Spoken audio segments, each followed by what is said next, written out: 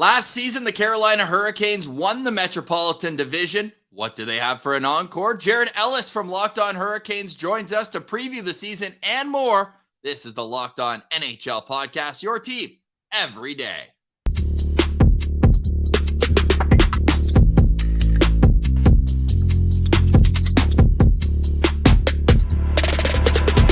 Welcome inside the road to the 2023-24 NHL season on Locked On NHL, where we have local experts on the biggest stories and each team getting you all set for puck drop in under 2 weeks' time. I'm joined by Jared Ellis from Locked On Hurricanes. And Jared, what's the biggest storyline surrounding the Hurricanes heading into the season? So thanks for having me, Ross. I would say the biggest storyline heading into the season this year is just the logjam they have at defensemen right now. They have enough for almost 5 pairs of defensemen.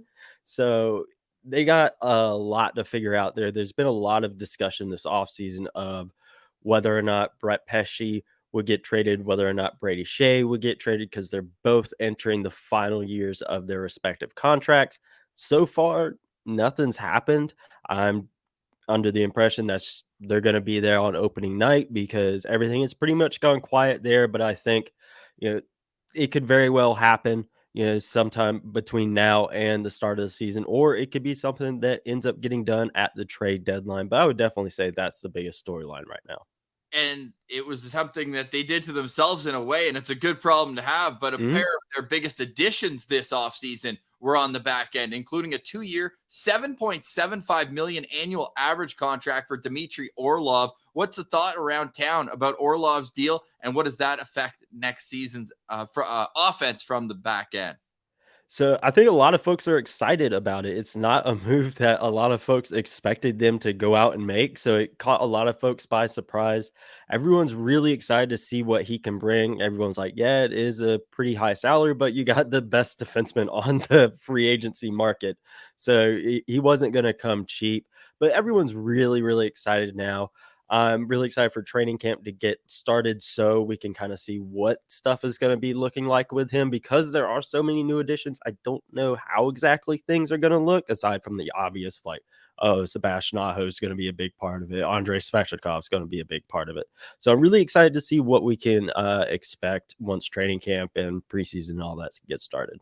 So I always find the Hurricanes interesting because they're a team that's built on the sum of its parts. They don't necessarily have that one player who has 20 more points than everybody else. Everyone plays a role. But to you, Jared, who is the most important member of the Hurricanes for them to have a successful upcoming season? Well, like you said, they are some of their parts. Everyone has their role and everyone plays it really well. But I tend to always go back to the same guy when this kind of question gets answered or gets asked, excuse me. And I gotta say Jacob Slavin, because he is the best defensive defenseman in the NHL. He does not get a lot of recognition. He's not a super flashy player. He doesn't put up a bunch of points, but what he does defensively to stop the opposing team is absolutely unreal. And whenever he's out, whether it be injury or whatever, it is extremely, extremely noticeable. Holes that it tends to cover up or mistakes that he covers up, they get brought to the forefront because he plays such a big role on this team. If you have penalty minutes in your fantasy league, maybe stay away from Jacob Slavin, as he's always a guy who plays a ton of minutes but never takes penalties. Only 4 minor penalties for Jacob Slavin last season, and also had 27 points, which, I mean, it's a little bit of a step back from 42, but as you mentioned, so much on the defensive side of the puck that he's doing, keeping pucks out of his net, that you'll take a little less offense for that. Now, we know Noted goon, Jacob Slavin. What's that? I said noted goon, Jacob Slavin. Big time. 4 penalty minutes. No way. You don't need that when you're a guy who's able to play with the long stick and make sure everything stays to the outside. He only had 2 penalty minutes there in the COVID season in 52 games. Unreal. Yeah. Jacob Slavin. And now, is it a situation where maybe he plays with Orlov, or do they have a shutdown pair? How do you see that decor shaking up? So I see Jacob Slavin and Brent Burns staying together on the top pair. I don't see that changing up. I mean, maybe during a game things get a little bit fluid, sure, but just starting out, it's going to be Slave and Burns. That's not going to change. I see Orlov slotting in there on that second pairing alongside Brett Pesci. We're just going with the roster they have right now, and then Brady Shea bumping down to the third pairing alongside Jalen Chatfield. That's what I'm thinking. Again, they got so many guys there. A trade very well could happen. I don't know, but that's how I'm seeing it right now. Yeah, also Anthony D'Angelo coming in this offseason, making 1.675, kind of a reunion after a year away, comes back where he had a ton of success 2 seasons ago. Mhm. But a guy who's already established, all the guys we mentioned on the back end, it's a pretty established blue line. If you had to point out a breakout candidate somewhere on this Carolina team, who would be that guy? So this one may be a bit of a weird answer because he is just coming off an all-star caliber season, and that is Andrei Svechnikov. He had his season cut short by an ACL tear. Like I said, all-star caliber season last year, and then they get to the playoffs, and especially in that conference final against Florida, you could really see where they needed him. He plays a very, very big role on this team. Like mentioned about Jacob Slavin earlier, he is one of their guys. He is one of their untouchables and franchise players. And I just see him coming back with a vengeance this year. I think he is going to continue to build off of what he had going last year. I believe he was on pace for like a 40-goal season last year before the ACL tear. And I just see him coming back and being even better.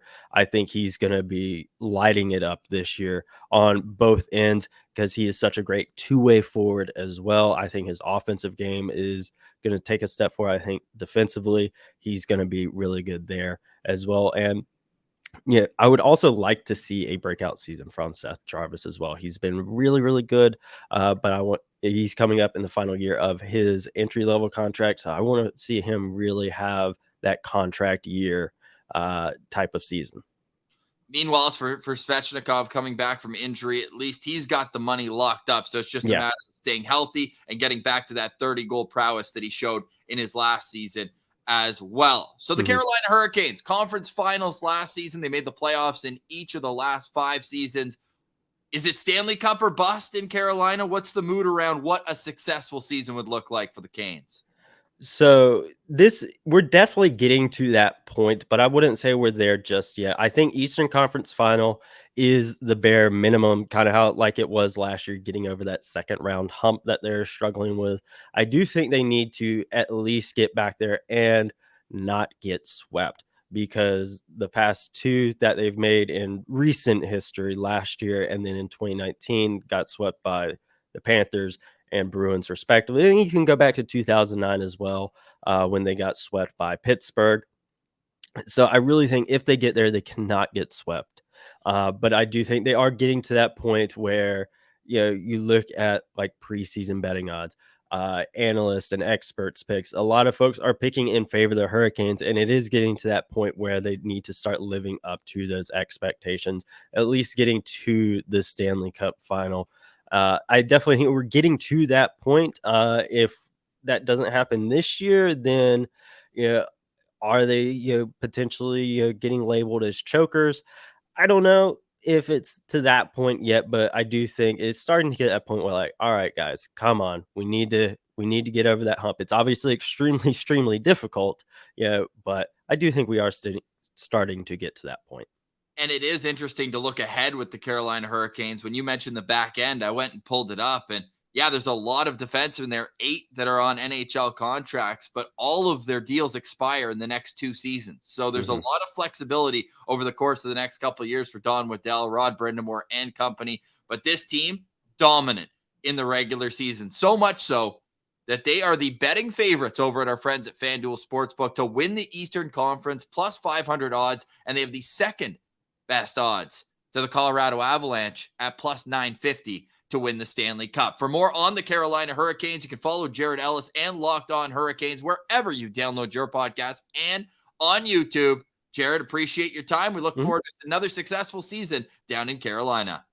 Thank you for having me.